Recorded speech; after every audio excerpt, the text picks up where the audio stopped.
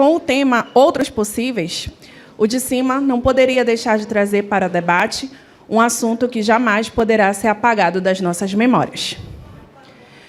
Vamos falar, então, agora sobre os discursos sobre a Comissão da Verdade.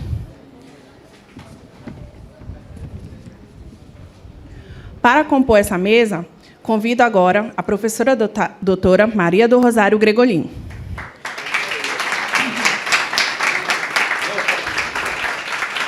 A professora é livre docente em análise do discurso pela Unesp de Araraquara, supervisora de pós-doutorado na área de linguística com ênfase em teoria e análise linguística, bolsista de produtividade do CNPq com projeto na área da análise do discurso.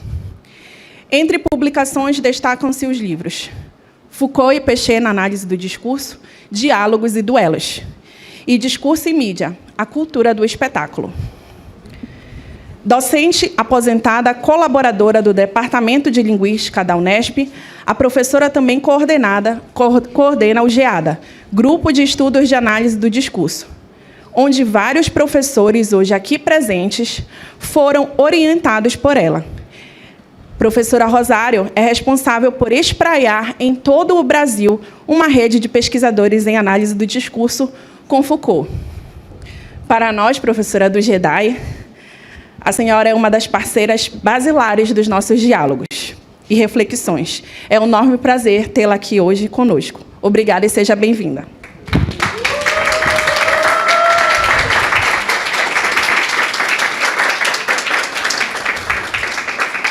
Convidamos também a jornalista e relatora da Comissão da Verdade no Pará, Angelina Anjos.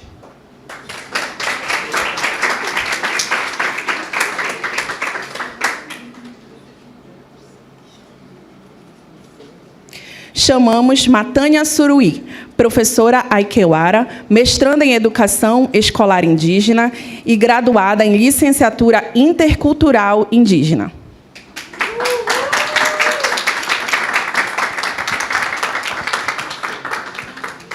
Para mediar a mesa, chamamos agora o professor doutor Marcos André Dantas Cunha. Professor.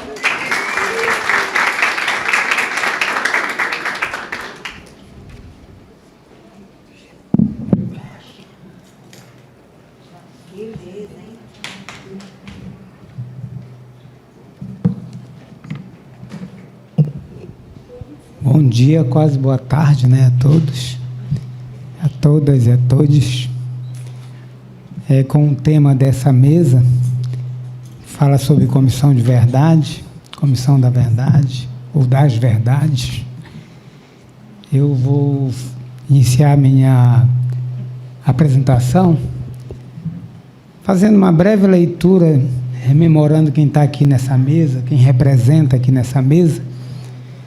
Universidade Federal do Pará, território Mairi, território Cabano, território dos rios e furos, territórios de rios, esconderijos encantados das florestas, território do Araguaia. Remonto ao Estado Democrático, no Estado brasileiro, quando do então presidente Goulart. Remonto à fratura de percepção, tática política, entre o PCB e PCdoB, quanto ao enfrentamento de um poder estabelecido, demarcado no imperialismo norte-americano. Numa aposta, por um lado, da transição pacífica do capitalismo ao socialismo, feita pelo PCB, por outro, a necessidade da luta armada, combater o imperialismo e o latifúndio, seria o eixo central da luta política. Pautando-se as estratégias da China, Albânia e Vietnã, propõe-se o PCdoB um amplo processo de mobilização popular. Seria nos camponeses e no interior do país o espaço deflagrado como necessário para a guerra popular, caminho da luta armada no Brasil, reconhecendo em lutas como a luta dos quilombos, de Canudos e, mais aproximadamente de nós, a cabanagem. Mas atravessam as enunciações dessa mesa, fala sobre a dos silenciados, de nossos fragmentos de poder constituídos, remontam ao relatório da Comissão da Verdade, mais especificamente a guerrilha do Araguaia, em espaços heterotópicos, no dizer de Foucault, que nos constituem.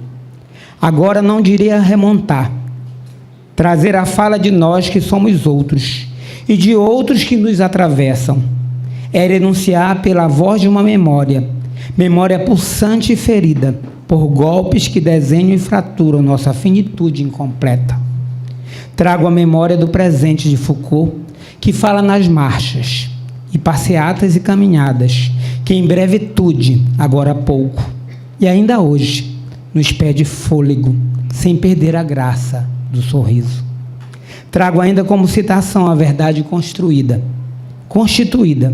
um horizonte de descoberta em busca de esconderijos, de cemitérios, de onde podem nascer árvores, para pousos de andorinhas. Quem sabe o sonho dessa vontade de verdade ainda nos dá suspiro de resistência e respiro de transformação em outros possíveis, ainda que a tortura permaneça cruelmente reincidente em outras tecnologias e táticas. A que verdades estamos a falar? A que verdades estamos a dizer em nossas páginas dobradas, às vezes refutadas pela história? Em nossas muitas mulheres torturadas em sua feminilidade. Estou com mulheres aqui, né? A cada vez fortalecidas em memórias de resistências. Mulheres presentes como Ercilda, esposa de Paulo, pai morto. Mãe parida na cadeia, Paulinho. O menino líder lírico, poeta, que soube dizer política em poesia. A memória não é lembrança. A memória é menina espiando pólvoras, como Foucault, e trazendo a atitude de olharmos as cenas, confrontarmos ataques. A memória sabe que as bombas nefastas e inescrupulosas de ouro, usurpado que transforma árvores em garimpos e ameaçam nossos pulmões, as mesmas bombas do Rio Centro de 81 ainda se colocam a golpe de nossas celebrações de alegrias solidárias. O tempo do presente será sempre embalado nas redes de heterotopias de espaços inquietos. Grite a memória em nossas linguagens e corpos. As vontades sejam verdades. Aí eu passo a palavra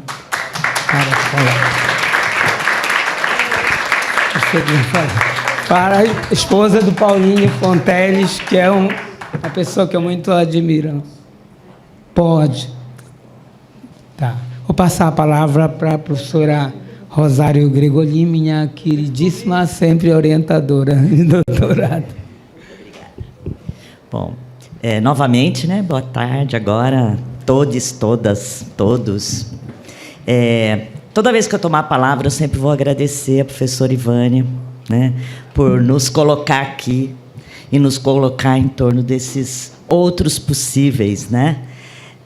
Mesmo que esses outros possíveis, nesse momento, a gente fale de dor, né? Eu já disse antes, quando eu fui apresentar a Regina Baracuí, que as palavras que voaram por aqui como pássaro desde o comecinho desse evento foram palavras de combate, de luta, mas também de aspereza da dor, né?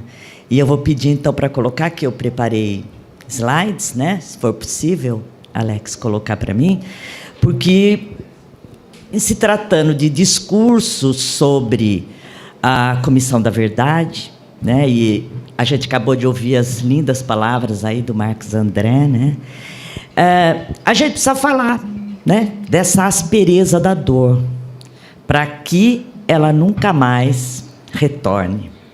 É uma palavra de resistência nesse sentido, e é por isso que eu quero falar das memórias, né? Esse lugar que a Comissão da Verdade, as comissões da verdade, elas ocupam, né, dentro da nossa história, das contradições da nossa história, como um lugar de memória, um lugar sistematizado de memória, para que nunca mais isso aconteça. E olha que a gente estava em extremo perigo desde 2016, né? Se a história tivesse sido outra e tivesse sido reelegida a extrema-direita, a gente estaria né, à beira de ter que viver novamente toda essa dor. Mas temos um novo governo, né, que vai se iniciar de esperança, a esperança venceu o medo, mas não podemos nos esquecer. E acho que o principal papel das comissões da verdade é justamente isso, esquecer jamais.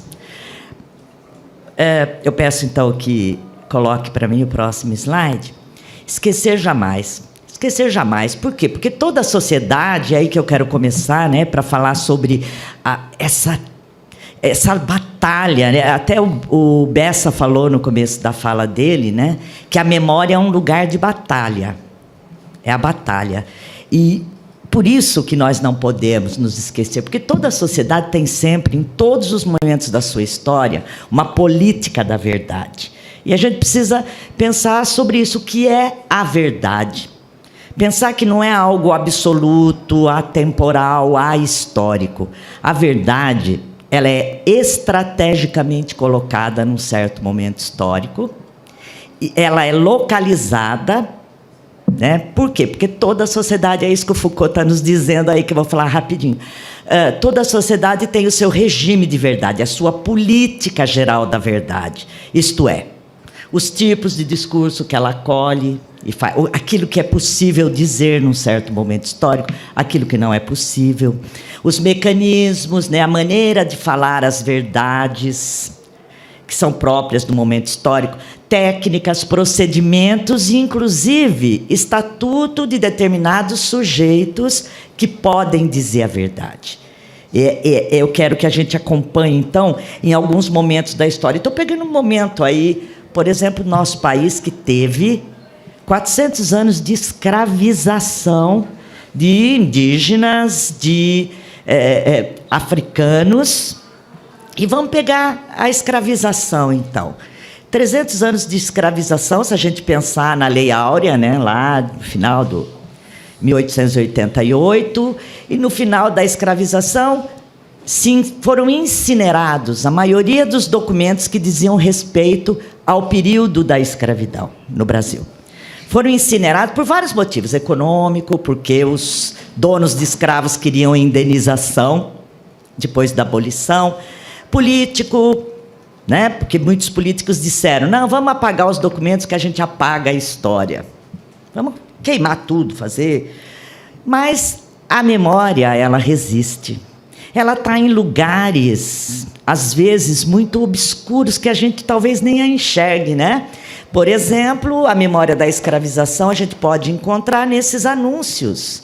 E nesses anúncios a gente pode ver coisas assim, vende-se um bom moleque, mas quando diz respeito a mulheres, né, vende-se uma preta perfeita em todo o serviço, por preço barato, por levar 2 ingênuos. Gente, a história dessas mulheres escravizadas, ela foi invisibilizada. Então, o que significa que a emergência, né, o aparecimento dos sentidos numa sociedade é controlado justamente por essa política da verdade. Logo embaixo vocês vão ver que fala de uma menina que está sendo vendida, né, uma preta de 30 anos, ótima cozinheira, com 2 filhos, sendo um ingênuo de 6 anos e um escravo de 10 anos. Está toda aí a memória, a contradição da escravização depois da lei do ventre livre. Convivia na mesma família, crianças que nasceram livres, crianças que nasceram escravas, a mãe escrava, enfim. Podemos olhar para esses lugares de memória. Pode passar o próximo, que eu sei que meu tempo é bem curto, quero ir bem rápido. Bom, portanto, a gente vive nessa teia tênue entre verdade, memória e esquecimento. E eu retomo aí um discurso da presidenta Dilma Rousseff, no momento em que ela instalou, vou falar já da Comissão Nacional da Verdade, situar um pouquinho. No momento em que ela instalou a Comissão Nacional da Verdade, em 2012, porque quando que foi possível que essa verdade começasse a emergir? Depois da abertura política, né? E num determinado governo democrático, que era o governo da Dilma. E ela diz, a palavra verdade na tradição grega significa o contrário de esquecimento. Então, fazer emergir a verdade é lutar contra o esquecimento. Ao contrário, a palavra anistia em grego, significa um esquecimento coletivo. E não podemos esquecer que nós vivemos aqui no processo da abertura política uma lei da anistia que produziu esse esquecimento coletivo. Mas a memória estava em outros lugares, ela não podia aparecer. E eu coloco aí só a imagem da Dilma Rousseff, jovenzinha, prestando depoimento. Ela foi presa, torturada, todos sabemos, né? Nesse momento, ela está prestando depoimento, nós vemos o seu corpo e o seu rosto. E o que acontece com os que a estão julgando? Eles escondem o seu rosto. Por que eles escondem o seu rosto? Porque... né? Essa verdade um dia iria emergir e a lei da anistia fez com que esses rostos ficassem apagados. Próximo slide, por favor. Então, existem lugares da verdade, da memória e do esquecimento. Não vou ler tudo isso, mas o que o Foucault está nos falando é que sempre a gente teve a ideia de que a verdade está em toda parte, de que ela existe desde sempre, que ela paira sobre as contradições sociais. No entanto, ele diz, se a gente olhar mesmo no grão da nossa sociedade, nós vamos ver que não, existe toda uma topologia, lugares de memória e uma cronologia cultural da verdade. Eu acho isso maravilhoso, uma geografia da verdade. E nossas pesquisas têm que buscar esses lugares que não são tão visíveis, principalmente porque existe uma cronologia. Em certos momentos não é possível falar de certas coisas, né? Próximo slide, por favor. Bom, então nós vivemos nesses labirintos, né, de memória e esquecimento. Esses lugares de memória que são heterotópicos, Marcos André acabou de falar, né? São lugares outros, são lugares híbridos, né? São lugares que não estão imediatamente visíveis, né? Porque a história, mesmo que a gente tenha a ideia de que a história é essa linearidade, né? Os portugueses chegaram, descobriram o Brasil, depois as capitanias, depois... Essa é a maneira como a história tradicional quer que a gente olhe para a história. Mas a história ela é toda fraturada. Num mesmo momento histórico, existem pessoas vivendo diferentes histórias, né? Diferentes temporalidades. Então, a história é fraturada e nós não experienciamos a história de uma mesma maneira, né? E principalmente hoje, porque hoje, com as redes sociais, nós temos a nossa memória saturada de informações que vêm, haja vista as fake news, tudo isso que rola nos momentos de campanha eleitoral. Mas é ingenuidade pensar que fake news é uma coisa que foi inventada agora. Eu estou mostrando aí para vocês 3 fake news, entre as muitas que o governo militar criou para encobrir as mortes, as torturas e o desaparecimento. Nós temos aí, por exemplo, a foto muito conhecida do Vladimir Herzog, que foi muito discutida pela imprensa, porque já era um momento político em que era possível, um começo da abertura política, né, 74. Essa foto que foi montada simula o seu suicídio, quando sabemos que ele morreu sob tortura. O Bacuri passou 3 meses sendo torturado no doicode pelo brilhante Ustra, pelo delegado Fleury. São nomes que a gente não gosta, mas tem que falar, né? A morte dele saiu como um confronto com a polícia, né? Terror, metralhado e morto, outro fascinado. Nada, ele já estava morto, sob tortura há muito tempo. E a foto do Carlos Marighella, que também é clássica, né? Ele morreu numa emboscada, tal. O filme, né? É muito lindo, vocês podem assistir. Mas foi toda montada a imagem para parecer que houve um confronto com a polícia. O próximo, por favor. Eu começo a me emocionar quando eu falo dessas coisas, né? Porque vocês podem imaginar que eu vivi tudo isso, né? Eu era secundarista, eu era do movimento estudantil nesse momento, né? Se eu fosse um pouco mais velha, eu estaria, com certeza, acho que entre esses aí. Bom, então o que acontece? Acontece que, a partir da abertura política, nós passamos a ter uma memória que pode emergir. Ela pode emergir em alguns lugares, é sobre isso que eu quero falar, né, para chegar na Comissão Nacional da Verdade. Por exemplo, nós podemos ver hoje a memória instalada em edifícios como o DOICOD, o DOPS de São Paulo.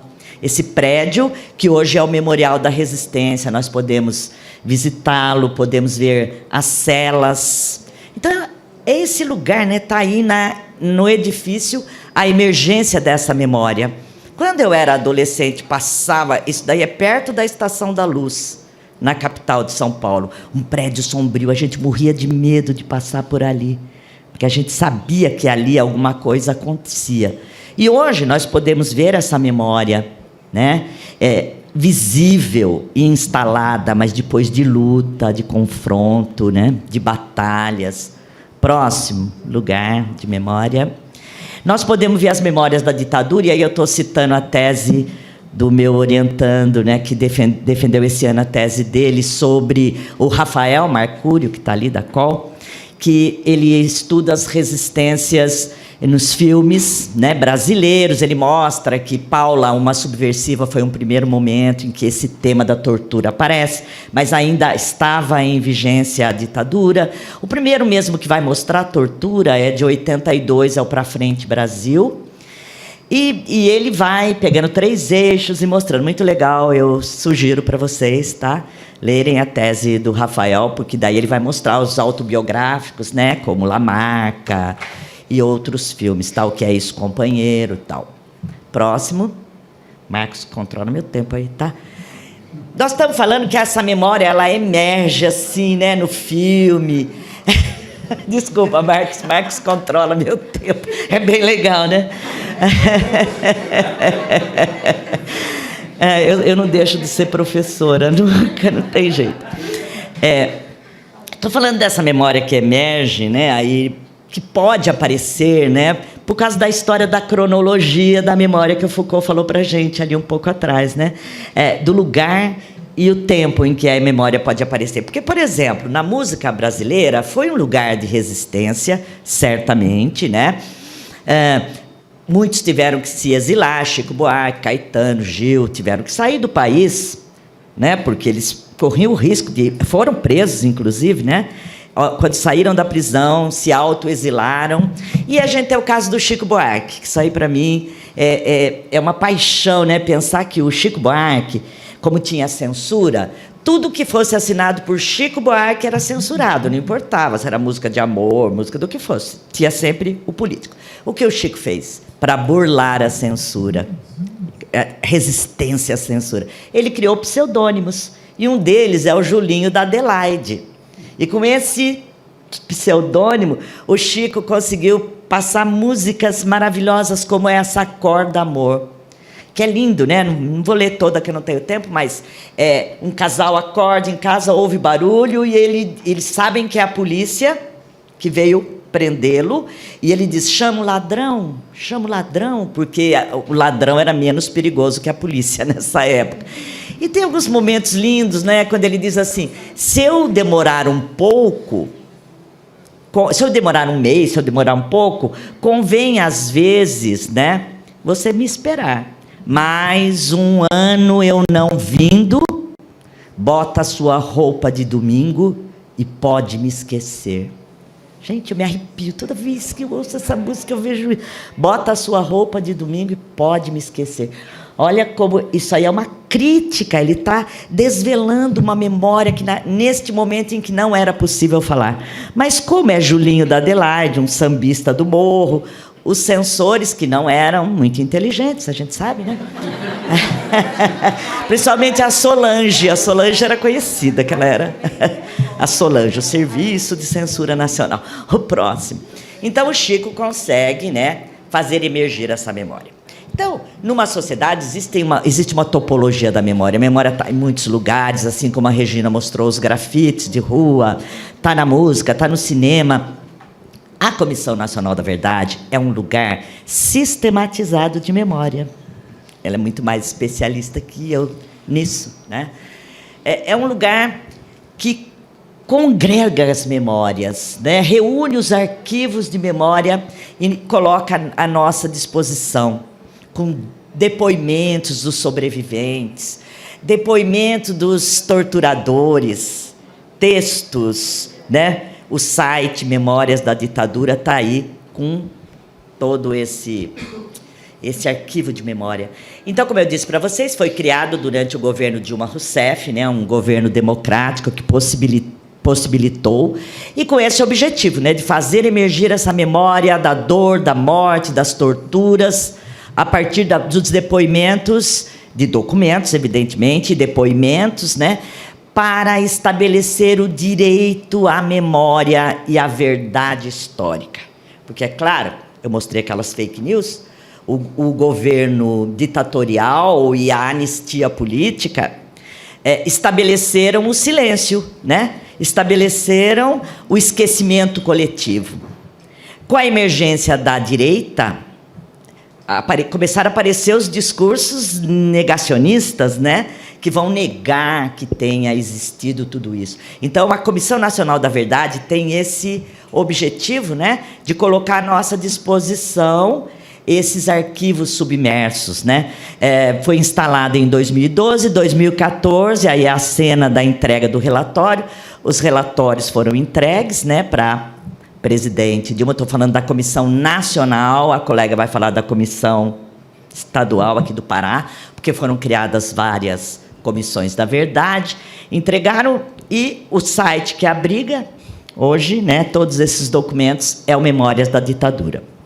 Próximo slide, já estou terminando. Bom, algumas das conclusões aí dessa Comissão Nacional da Verdade. 434 vítimas da ditadura, 210 desaparecidos, entre eles o Rubem Paiva, muitos, né? 210, né? Mas também podemos ver lá aqueles que mandaram torturar e matar, né? O governo militar Castelo Branco, Costa e Silva, Médici, que foi a ditadura escancarada, né? O período da ditadura escancarada, que vai do AI-5, né? 68, foi endurecimento. Mas também Geisel ainda tinha tortura e morte, como, por exemplo, em 77, a chacina da Lapa, onde foram mortos muitas figuras muito importantes do PCdoB, tá? E o Figueiredo, que foi aquele que ainda continuava tendo tortura, não só de presos políticos, como também de outros presos, e que propõe, né, uma abertura ampla e gradual, né? Ele falava de uma abertura que se daria ao longo do tempo, né?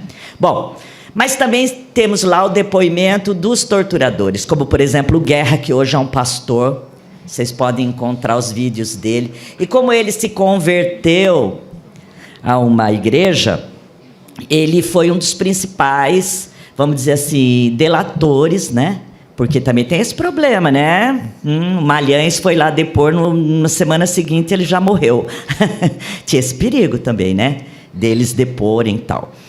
E a figura nefasta do brilhante Ustra, assim, herói da família Bolsonaro, né? Quando estava sendo votado impeachment da Dilma, ele teve a coragem de dizer, em memória de brilhante Ustra, o terror de Dilma Rousseff, né?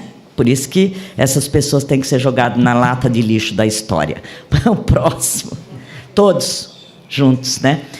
E só vou mencionar aqui rapidamente uma outra tese de um outro orientando, que é o Yuri Araújo de Mello, que ele pega um dos casos muito emblemáticos aí da Comissão Nacional da Verdade, que é o caso da Inês Etienne. A Inês Etienne, uma mulher que passou meses na Casa da Morte em Petrópolis, porque existiram vários desses centros clandestinos de terror. Pode até passar o próximo slide, que eu já estou me encaminhando. Muitas casas da morte, como, por exemplo, aqui em Marabá, a Casa Azul, né, onde foram torturados e mortos muitos militantes, né, da guerrilha do Araguaia. Em São Paulo, a Fazenda 31 de Março, ela aparece no filme Pra Frente Brasil, como esse centro. E a Inês Etienne Romeu, ela foi a única sobrevivente dessa Casa da Morte de Petrópolis. Ela passou lá meses, saiu de lá com 42 quilos, mas foi para o hospital. No hospital, ela fez um depoimento descrevendo todos os torturadores. Ela descreveu alto, moreno, cearense, da voz assim, cabelo assim. A memória. Então, o quanto é importante essa fala do sobrevivente, né? Ou daqueles que cercam o sobrevivente. Então, se vocês entrarem, a tese do Yuri é justamente sobre isso, né? Lá nos arquivos da Comissão Nacional da Verdade, vocês vão ver esse relato, tem vídeos com ela já com uma certa dificuldade para falar, porque ela teve, claro, muitas sequelas, né, posteriores, mas ela reconhecendo os torturadores, e entre eles muitos foram, porque eles usavam pseudônimo, eles cobriam o rosto, né? Eles viviam nas sombras, né? E tem o depoimento do tal do Malhães, que eu falei para vocês, que foi lá depois, e daí um mês ele morreu num atropelamento, tá? Queima de arquivo, com certeza. E eu vou para a última, já vou encerrar. E vocês encontram, por exemplo, podcasts, né, nesses arquivos. E, claro, né, eu não poderia deixar de falar da Vala de Perus. Tem lá toda a documentação. Por quê? Porque um belo dia, fazendo uma reforma num cemitério, nesse bairro de São Paulo, que é o cemitério de Perus, cemitério Bom Retiro, foi encontrada uma vala com 1.400 ossadas, entre presos políticos e presos comuns. E depois, até hoje eles não conseguiram identificar muitos, mas alguns militantes foram identificados entre esses desaparecidos. E a CPI, que foi instaurada, responsabilizou o Carlos Alberto Brilhante Ustra como o responsável por grande parte, assim como o delegado Fleury, mas ele já tinha morrido afogado. Foi outra morte, assim. Ele morreu afogado lá num certo momento, tá? O Brilhante Ustra, ele foi o único desses torturadores a ser responsabilizado. Ele não chegou a ser preso porque ele faleceu. Tempo depois, não chegou a falecer. Enfim, agora eu vou terminar mesmo. Próximo slide. Enfim, qual é o papel das comissões da verdade? Esse uso da história contra o esquecimento. E o Foucault fala, a história será efetiva não no momento em que ela nos tranquilizar, nos prometer o paraíso da nossa identidade. Não, a história é efetiva quando a gente busca as suas fraturas, né? Quando busca a história em forma de luta contra o esquecimento. E eu gosto muito desse texto do Yerushalmi, porque ele é um judeu que estuda o Holocausto, e ele diz, né, que se me fosse dado escolher, eu me colocaria do lado do excesso da memória. Nós temos que ter esse excesso da memória, falar o tempo todo sobre isso, para que nunca mais aconteça. Porque ele diz assim, o meu terror do esquecimento é tão grande que eu prefiro fortemente recordar demasiadamente, para que, eu já disse, nunca mais isso aconteça. É isso aí, é esse o nosso papel. Muito obrigada.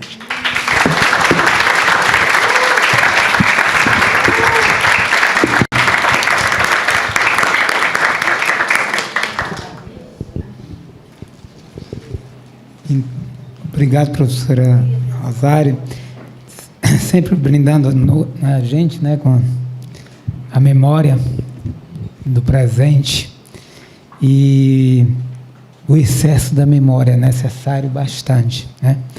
Então, falando no excesso da memória, agora eu passo a palavra para a relatora da Comissão de Verdade, aqui no estado do Pará, a nossa companheira Angelina, né, que vou te apresentar, é a Angelina, viúva do Paulinho Fonteles, que nasceu na cadeia, né, na prisão política da sua mãe, do seu pai, né, foi deputado estadual aqui, líder do PCdoB, um militante assim de um lirismo profundo na sua fala, poeta da política, né? Aqui foi falado na fala da colega do Naya, da arte na política, e eu passo a palavra a você, que você tem muito a nos dizer. Tá? Bom dia, pessoal. Primeiro, quero dizer que agradecer à professora Ivânia por me possibilitar esse espaço para que a gente possa sempre e cada vez mais falar sobre a questão não só da Comissão da Verdade do Estado, mas essa abordagem que a professora deu do não esquecimento, para que nunca mais aconteça. Então, eu estava vindo para cá e ouvi uma música do Belchior, que fala que a felicidade é uma arma quente, né? E a gente está, desde domingo, com essa sensação de felicidade, de um poder novamente entrar na civilidade, né? Que a gente possa tratar de temas tão espinhosos como é tratado do tema de memória e verdade no país. Porque quem faz esse trabalho, a gente tem sempre a impressão que a gente está pedindo esmola. A gente não tem ainda o incentivo que é tão necessário, tanto dos governos quanto da própria universidade, porque isso se não for os professores estimularem o tema para que a gente possa falar cada vez mais sobre o assunto, a gente, por exemplo, não consegue descobrir o que a minha trajetória, através desse trabalho que já faz 10 anos que eu acompanho isso, fez com que eu descobrisse na minha militância também, que, mais do que defensora de direitos humanos, eu passo, através desse trabalho, a ser uma promotora de educação pela memória. Então, eu acho que é mais importante, nesse momento, eu afirmar para vocês, para todos nós aqui, que estamos numa pós-graduação em letras, dentro de uma universidade tão importante como é a UFPA, da necessidade da gente formar esses promotores de educação pela memória. Então, partindo disso, eu vou fazer uma pequena passagem do como é que foi que a gente finalmente chegou na Comissão da Verdade do Estado. Assim como a presidenta Dilma, em 2012, aprovou a lei da Comissão Nacional da Verdade, isso não foi exatamente porque a Dilma foi uma militante e foi presa política, mas isso foi luta popular, né? Primeiramente, nós aprovamos vários planos nacionais de direitos humanos e, lá pelo 3º plano, foi colocado, foi pautado a questão da necessidade do não esquecimento, para que o país fizesse a sua reconciliação com as pessoas que desapareceram, que até hoje o familiar não teve a chance de enterrar, de saber onde estão os seus mortos. Então, a questão do Araguaia, que é exatamente aquilo que aconteceu dentro do nosso Estado, foi justamente quando o Brasil foi condenado, né, em instâncias internacionais para que encontrasse os mortos, os desaparecidos políticos do Araguaia, é que a minha história começa a ter a necessidade de tratar do assunto, porque, como o professor falou, eu tive a honra, a felicidade, a vida de ter sido esposa do Paulo Fonteles Filho, de ter sido companheira dele. Eu acho que, muito mais do que esposa, eu fui uma companheira que abracei essa causa junto com ele desde o momento, porque eu sempre quis, assim, eu sempre trabalhei, eu sempre gostei. Para mim era muito mais confortável fazer o trabalho que era confortabilíssimo para mim, que era escrever, que era tratar das coisas mais nos bastidores. E a morte do Paulo fez com que eu tivesse que encontrar uma outra caixinha para mim, né? Porque eu fui obrigada, praticamente, por ser essa mulher que conhece esse trabalho desde o primeiro dia que ele iniciou, e sem nenhuma forma de me engrandecer, mas é exatamente isso que eu preciso saber, é que eu talvez seja uma das pessoas, das figuras assim no Brasil, que conhece um trabalho desde o momento que ele se deu como uma necessidade de acontecer no nosso Estado. Esse trabalho nasceu através do Comitê Paraense pela Verdade, Memória e Justiça, que foi uma organização de muitas entidades aqui no Estado, que quem sugeriu esse trabalho foi o Paulo Fonteles Filho e o Egídio, o Dr. Egídio Salles Filho, que também já faleceu.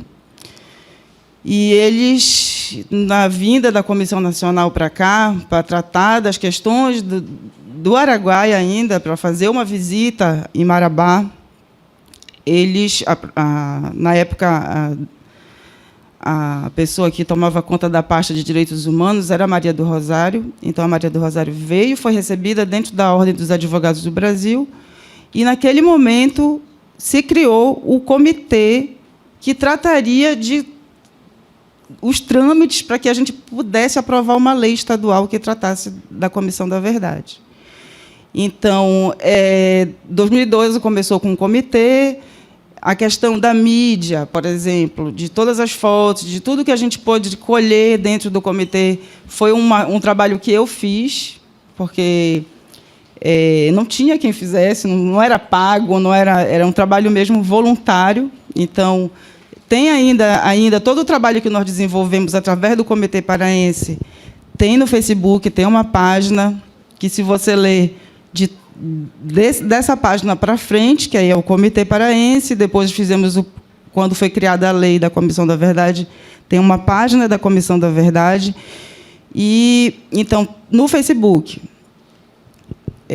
foi de 2012, a lei foi criada, a Lei 7.802, que cria a Comissão da Verdade, no 31 de março, só foi em 2014. Né? Então, teve todo um período de luta popular, de pessoas, de entidades, de estudantes, de universidades, que estiveram naquele mesmo sentimento de que o Pará pudesse contar o que tinha acontecido aqui na época da ditadura, até que, finalmente, por muita pressão, o governador Jatene, na época, assinou a lei. Mas, quando assinou a lei, não tinha nenhuma cadeira para a gente sentar assim e dizer: vamos escrever agora a primeira página do relatório. Não, toda a pesquisa que o Paulo desenvolveu à época foi uma pesquisa aí que eu encontrei essa moça maravilhosa, Suruí, a Matânia. Foi uma pesquisa desenvolvida por conta dessa questão que o país foi obrigado a contar a sua história, que o Paulo foi através de um grupo de trabalho Tocantins, na época ainda, né, para dentro do Araguaia, para fazer as pesquisas desse grupo de trabalho. Foram essas pesquisas que possibilitaram muitas.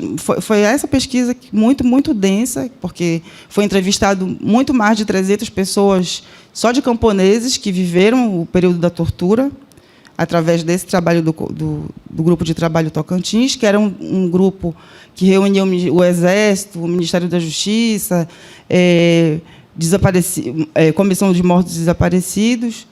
Então, foi essa estrutura que garantiu a pesquisa a maioria da pesquisa que nós acolhemos para a Comissão da Verdade, porque, através desse trabalho, foi que a gente tinha condições de gravar, porque você grava, mas você tem que ter onde guardar esse documento. Então, esse trabalho possibilitou, porque algumas pessoas emprestavam, davam HD para poder fazer as oitivas das pessoas que foram torturadas, que viveram esse período. E, quando a gente estava na finalização já tinha resolvido como é que seria escrito esse relatório.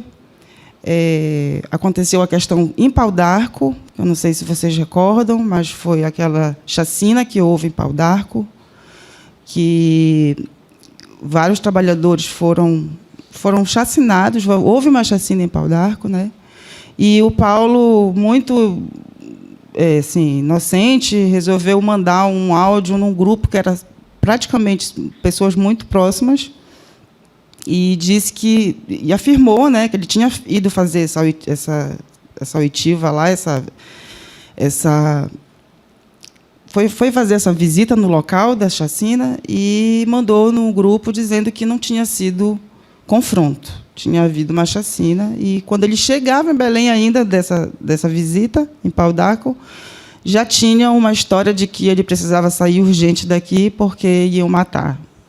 Então, assim, eu sempre vivi com o Paulo com essa meio que um revólver na nossa cabeça, porque ele, por ter nascido dentro da prisão, foi uma pessoa que a vida inteira teve todas as coisas de estudo dele eram sempre ligadas ao tema de guerrilha do Araguaia, principalmente, e tortura, enfim, daquilo que ele era feito, né, constituído. Licença. Então, por esse motivo, em 2016, né, foi 2016 isso? Não, 2017 já. Ele teve que sair ele teve que sair fugido de Belém. Então, passou 2 meses fora e o trabalho dependia muito dele, era um trabalho que dependia muito dele, assim, não só de quem escreveria esse trabalho, mas também a presença dele era que movimentava os outros membros, porque quando foi criada a lei, tinha outras pessoas que tinham a equipe, né, que montavam a equipe da Comissão da Verdade, do Estado. E deu uma paralisada o trabalho, e, depois que o Paulo voltou para Belém, ele teve uma pneumonia e morreu. Então, nesse período que ele morreu, ninguém teve condições de fazer absolutamente nada, porque eu sempre comparo a morte do Paulo como quando se cai uma grande árvore na floresta, que tomba, todas as outras ficam expostas, né? E assim, eu demorei muito tempo, assim, na verdade, eu sangrei muito para poder seguir com esse trabalho, porque eu lembro que, no dia que ele foi para o hospital, ele falou para mim assim: olha, se acontecer alguma coisa comigo, por favor, entregue esse trabalho, faz qualquer coisa, mas entregue esse trabalho. Porque tu és a única pessoa que tem condições, tu sabe tudo, onde está todos os documentos, tu sabe, e estava tudo quase que tudo digital, né? Porque a montagem do trabalho era ele que fazia e eu acompanhava, até que, finalmente, nós tivemos o apoio da Assembleia Legislativa, através do mandato do deputado Bordalo, da Comissão de Direitos Humanos, que é onde eu atuo. Tivemos apoio da Sociedade Paraense de Defesa dos Direitos Humanos e do Armazém Memória, que é um instituto de pesquisa que em São Paulo, que é do Marcelo Zelic, que é a pessoa que abriga parte de documentos físicos da Comissão do Estado, está lá em São Paulo. A gente fez isso por uma questão de segurança, porque a gente passava por um momento de Bolsonaro no poder e a gente não sabia exatamente o que ia acontecer. Então, depois de... Assim, porque tem muita coisa... Eu estou muito emocionada, sabe, gente? Eu não sei se vocês estão sentindo falar disso, para mim, assim, eu achava que eu ia escrever isso, eu ia fechar a porta e ia abrir uma outra janela na minha vida. Mas não, eu acredito que nunca mais eu vou poder parar de falar disso, porque a vida quis assim, né? Eu não escolhi, porque se eu pudesse ter escolhido, com certeza eu estava falando de outras coisas. E o que eu quero dizer para vocês agora é que, dia 31 de março de 2023, finalmente, nós iremos entregar o relatório da Comissão da Verdade, que tem 3 tomos. É um relatório que os membros que participaram desse trabalho escolheram chamar de relatório Paulo Fonteles Filho. Eu acho que... né?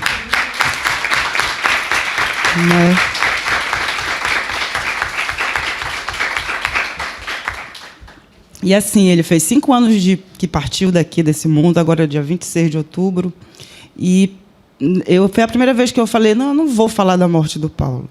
Não vou dar nada, não vou falar saudade, porque a gente sente saudade todo dia. Eu e minhas filhas, tenho 2 filhas com ele, uma tem 18 anos, a outra tem 14. A minha filha acabou de entrar agora na universidade, de 18 anos, né? Então, eu acho assim, que tem tanta coisa para a gente falar dele, que eu não posso falar que ele é uma saudade, porque ele não é uma saudade. Ele é a luta, né? Ele é a própria luta. Ele é a própria resistência. E eu preciso ser forte para poder falar disso e não chorar, porque... Não é porque eu vou me achar fraca, mas eu acho que é uma forma da gente criar um outro território para a gente existir, né?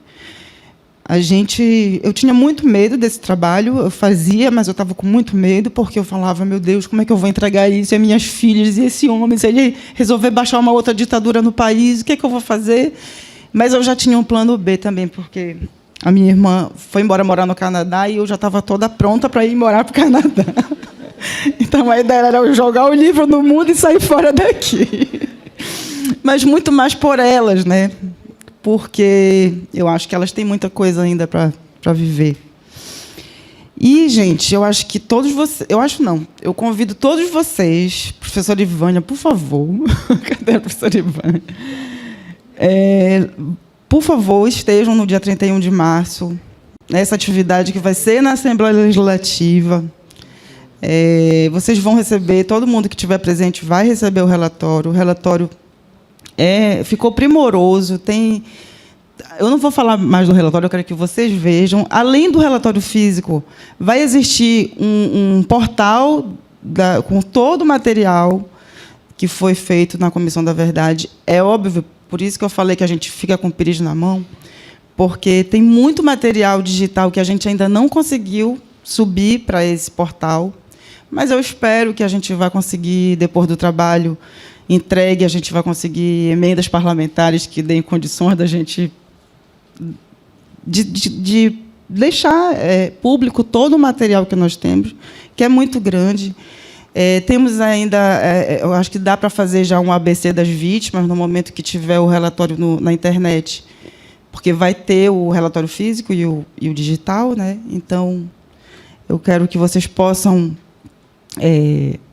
ver, conhecer, estudar mais e serem promotores de educação pela memória, porque nós estamos no curso de letras, né? E a gente precisa desse salto na nossa vida. E agradecer a todos vocês por estar aqui. Passar para a Matânia, porque eu não falei do relatório do Suruí, porque é ela que vai contar. Obrigada. A gente agradece efetivamente, né, a fala da Angelina, né? A gente compartilhou esse momento lá da partida, né, do Paulo, né? E das lutas, das passeatas que a gente estava presente, sempre ele falava. Duas falas importantes foram, antes de eu passar para a Matânia, né? Que é a questão do excesso de memória, que é muito marcante aqui na mesa, e depois que você falou que nós sejamos promotores de educação de memória. Eu acho que esse é um papel fundamental da universidade. E para que a universidade faça isso, ela precisa cada vez mais que os muros e mesmo as cercas sejam quebradas e que ela esteja respirando com o mundo aí fora. Tá? É assim, isso está se fazendo aqui também, né? Muito. Eu passo a palavra para a Matânia Suruí, que é professora Aikewara, para falar, para contribuir, né, nessa importante mesa aqui com a temática da verdade, né?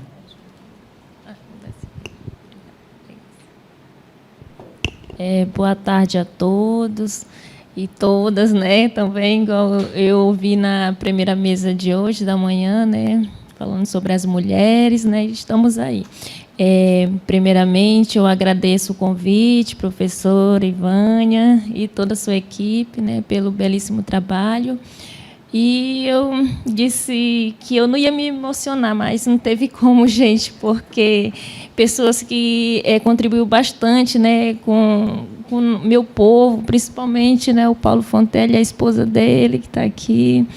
E eu falei assim, não, eu vou lá, vou falar, não vou me emocionar, mas não teve jeito. Na primeira mesa também me emocionei e essa segunda mais ainda, né? Porque a gente está falando de memórias, né? Memórias marcantes, memórias que deixou cicatrizes, né? Também que esse momento aqui que a gente está falando, né? Tá expondo, né? A memória de determinadas sociedades, principalmente que eu vou falar aqui do meu povo, né? Bom, me chamo Matânia Suruí, sou da etnia Suruí-Keuara, que está localizada no sudeste do Pará, né, entre os municípios São Domingos, São Geraldo, do Araguaia, Brejo Grande e Marabá. Bom, gente, primeiramente, eu agradeço aqui a mesa também, né, a todos. E, infelizmente, né, igual eu falei, eu não consigo me conter. Né, na hora que eu começo a falar sobre isso, porque a gente perdeu também os entes queridos, né, na pandemia, pessoas que também faz parte, né, que fez parte e continua, ainda faz parte, né, desse movimento, né. Eu me recordo bem, se eu não me engano, foi no ano de 2012 ou 12 que eu conheci o Paulo, né, aí toda a sua equipe, e eles contribuíram bastante, né, com o meu povo, porque assim nós somos os primeiros povos indígenas, né, a ser anistiado, né, que é o povo Aikeuara. Se eu não me engano, foi em 2014, dia 19, 2014. Eu não pude ir, né, acompanhando, né, a comissão que foi, mas teve outros colegas, né, que também foi, outros parentes. E aí eu me emocionei porque foi uma luta assim que a gente abraçou essa causa, né, junto com o Paulo e toda a sua equipe, desde quando ele entrou na nossa comunidade, né, conversou com nós, né, com o povo, com o cacique, né, com a liderança. A gente ficou meio assim cabreiro, né? É porque muitas vezes as pessoas vão para dentro da comunidade indígena para falar algo, né, com a gente ou buscar alguns benefícios para a comunidade, mas muitas vezes enganam, né? A gente ficava sempre assim, receoso. Mas aí foi diferente, né? Foi diferente com o Paulo, com toda a sua equipe. E antes de eu se aprofundar no assunto, eu queria primeiramente ler um poema, né? Já que a gente está falando de memória, eu quero ler um poema. Posso, professora, professor? Tá. Esse poema eu dediquei aos 3 anciões que a gente perdeu na pandemia, aos 3 velhos sábios. O poema que vos trago é de doer no coração. Refiro-me a grandes perdas de 3 velhos sábios, então, que partiram dessa vida deixando maior comoção. Eram da aldeia Sororó, do povo Aikeuara, Suruí, estes que muitos sofreram dificuldade por aqui. Como se não bastasse, um maldito vírus estava por vir. A Covid-19 causou grande devastação, levou 2 indígenas às referências, deixando os jovens na escuridão, pois eles eram os pilastras, bibliotecas vivas de nosso chão. O Areni Suruí, fazedor de cestos, brincalhão, tudo para ele era boa causa para gargalhada. Fluir, então, fazia a ludicidade valer a pena para construir uma boa relação. Aricaçu Suruí, de arco e flecha, era colecionador. Conhecia bem a matéria-prima, por isso tornou-se bom professor. Ainda tinha outros ofícios, como charmoso e namorador. Api Suruí, conhecedor da geografia do território, era mapa, e aos jovens ele instruía, era também bom caçador. e da castanheira tudo sabia. Aos 3 velhos sábios deixamos aqui a nossa gratidão, pois tudo que somos e fazemos partiram deles como lição. Os 3 nos deixaram legados que nem os tempos apagarão.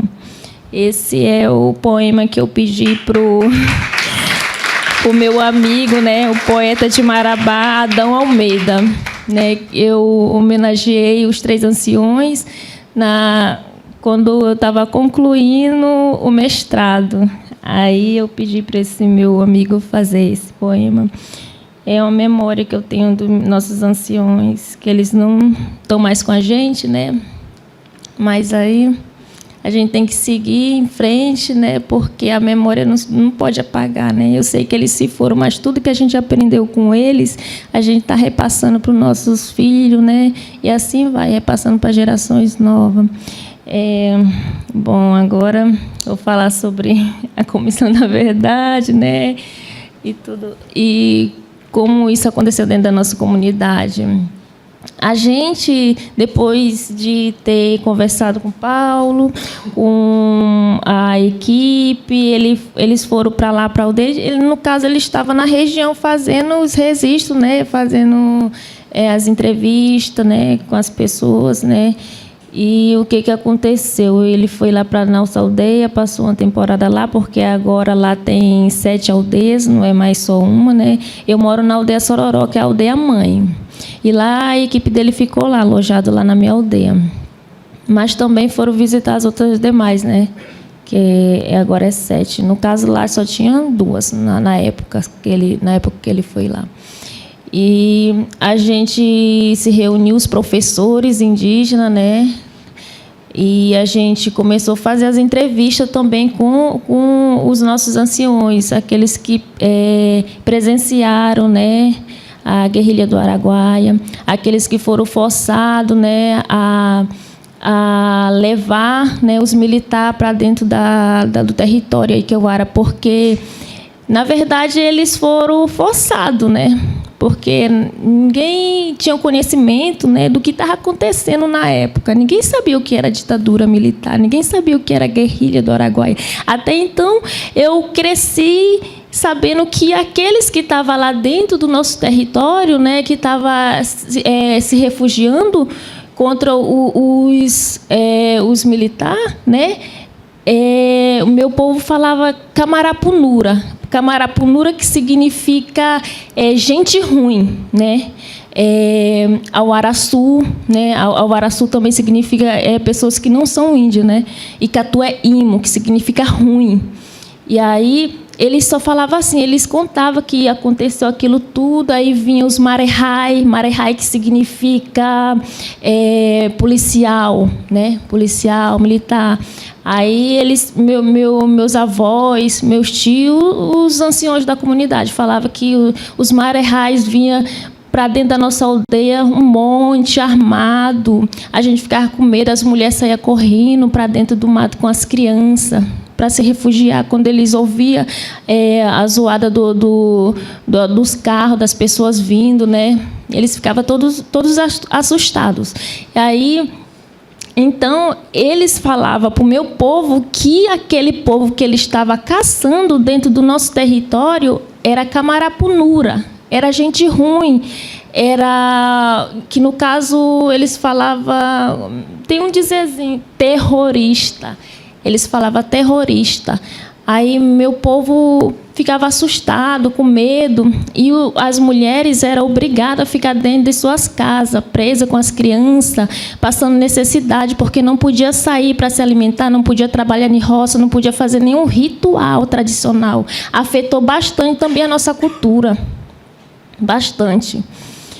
Foi um desrespeito muito grande, né, com a nossa cultura, e não só com nós, mas com o povo da região também, porque o meu povo presenciou vários acontecimentos de gente sendo torturada na frente deles. Teve uma vez que o meu bisa, que eu falo que é o Vomassu, ele disse que uma vez ele viu um conhecido dele amarrado né, de cabeça para baixo, e estava pedindo ajuda. Ele pegou e cortou a corda. Quando ele cortou, o homem caiu. Aí o policial lá, o militar, chegou em cima dele, brigando, né, porque ele não era para ele fazer isso, não era para ele salvar aquele homem. Mas ele disse que estava com pena e com dó daquele homem que estava sendo torturado. Então, eles presenciaram várias coisas ruins ali naquela região. Eles eram obrigados a levar eles dentro do mato para caçar essas pessoas, era obrigado a carregar corpos, né, também de pessoas que eles tinham tirado a vida deles. Então, foi um sofrimento, foi algo muito terrível, né, porque até entanto a gente não tinha, na época o meu povo não tinha assim um contato direto com os não indígenas, né, que são vocês, os camará, né. Aí eles pouco entendiam o português. E, nesta mesma época, eles fizeram lá uma estrada que chamava-se OP1 ou OP2, né, que eram as operações deles para eles estar caçando esse povo dentro do território. Aí, como os indígenas que o meu povo tem um conhecimento lá do território, eles obrigavam eles a levar eles para caçar, né? Pessoal que estava lá dentro. E aí eles simplesmente pegavam e levavam. Sem falar nada, deixavam as suas famílias, levavam todos os homens. Só ficavam as mulheres e as crianças presas dentro das suas casas, né? E isso foi um sofrimento de 3 anos que aconteceu, se eu não me engano, de 71 a 73. Que isso ocorreu lá na minha comunidade. E o que acontece? Neste mesmo período, a gente tem, quer dizer, não vou falar tinha, a gente tem um território que a gente está lutando, né, que é a Atuapecá-Taueira, que a gente está lutando bastante para ter esse território, né, em nossas mãos, porque ali tem o cemitério do nosso povo, dos nossos antepassados, e dali também que a gente tirava a argila para confeccionar as panelas de barro, né, que o meu povo tem, e também esse conhecimento, né, esse patrimônio, essa cultura. E na época da guerrilha do Araguaia, a gente perdeu aquele território. Aquele território agora está só pasto, né? E aí a gente está na luta aí. Então, em 2014, se eu não me engano, a data é 19, que lá eles dizem que são 16 indígenas do povo Suruê e Keuara que foram anistiados, mas, na verdade, foi só 14. 2 não foram. E, então, dentre esses 14, 5 faleceram, né? E aí tá só os familiares lá, mas o que acontece também? Ao mesmo tempo que eu venho falar sobre isso, eu também venho colocar uma pergunta, um questionamento que aconteceu, porque o meu povo, eu sei que a anistia, eu sei que não vai reparar tudo o que a gente vivenciou, né? Não vai trazer de volta aquelas pessoas, não vai apagar aquela memória, né? Tudo aquilo que a gente sofreu, que o povo sofreu, mas aí também tem pessoas que foram anistiadas não indígenas que teve melhor benefício do que o meu povo. Isso também que eu fico questionando, né? Porque não é direitos iguais, todo mundo sofreu, então eu vejo que o meu povo perdeu também nessa parte aí. E depois que a gente teve o conhecimento com o Paulo Fontelli, a gente entrou em contato com ele, conversou, e aí veio a Comissão da Verdade para dentro da aldeia. A gente tentou formar a Comissão da Verdade indígena, a nossa, né? Mas só que não foi assim, algo bem concreto, mas só que a gente ajudava. Eu também fazia parte, eu ficava escrevendo, né, relatando os relatos dos nossos anciões.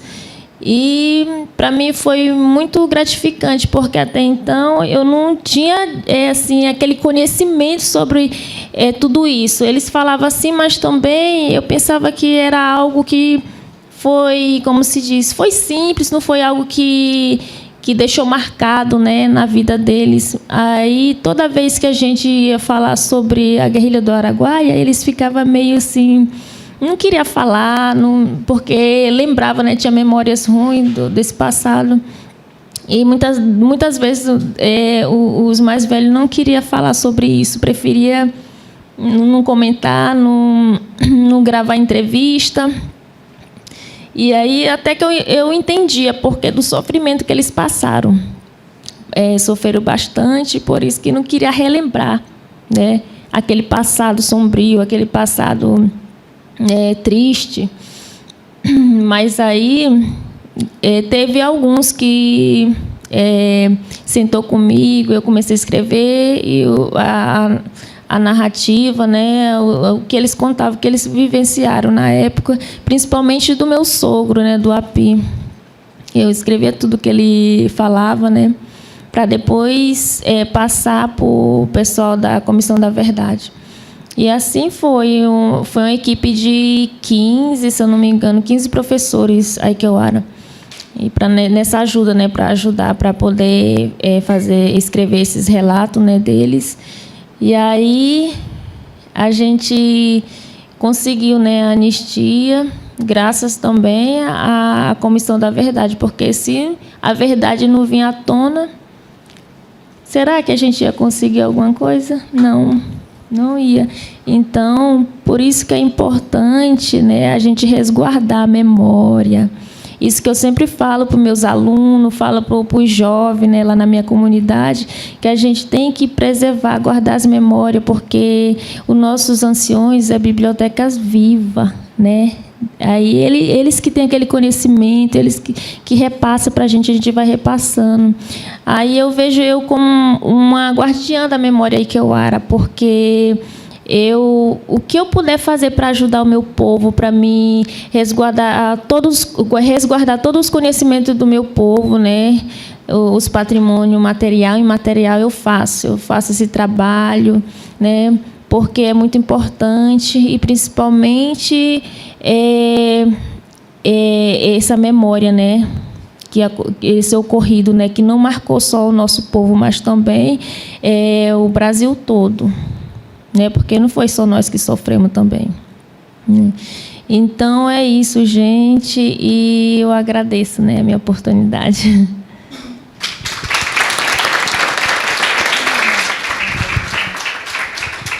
Queria só ajudar a complementar, porque eu acredito também que tu está muito sobre forte emoção, que falar disso a gente vai passando um filme, né? Mas que o Paulo Fonteles, junto com a Célia Maracajá e o Luiz Arnaldo, fizeram um filme Aikewara, né, Suruí, que tem toda a história do povo Suruí. Então é legal que vocês possam assistir também.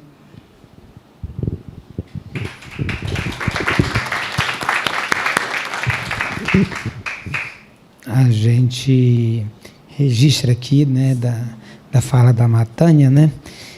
Achei muito importante, falando de memória, né, quando ela disse que nossos anciões é biblioteca viva, né? Então, na verdade, esse futuro, né? Eu lembrei da imagem até lá do modernismo, as palmeiras que olham para o céu, ela tem que ter raízes bem, né, bem profundas. E então a gente passa para 1 minuto para cada participante. Eu não sei, Ivânia, se tem abertura para alguma fala, ou 1 minuto para cada membro da mesa, para dar suas considerações finais. Tá? Aí eu passo para a professora Rosário. 1 minuto. 1 minuto mesmo. Só para dizer, né, o quanto é importante, né, tudo isso que foi falado aqui, né? Eu agradeço as minhas colegas aqui, agradeço a atenção de vocês. Quero dizer que a gente ficou profundamente emocionado aqui ouvindo vocês, né? Guardiã da memória. Eu achei linda essa ideia, né? De você guardar a memória do seu povo. Então, eu estou profundamente grata de ter aprendido com vocês aqui.